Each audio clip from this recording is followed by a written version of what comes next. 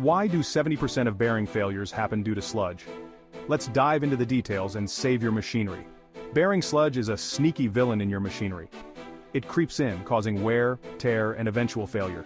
But what exactly is this sludge? It's a mix of dust, dirt, and degraded lubricant. Over time, it builds up and grinds away at your bearings. Now let's get proactive. First, always use high-quality lubricants. Regular lubrication keeps things running smoothly and prevents sludge buildup. Second, check and replace seals regularly.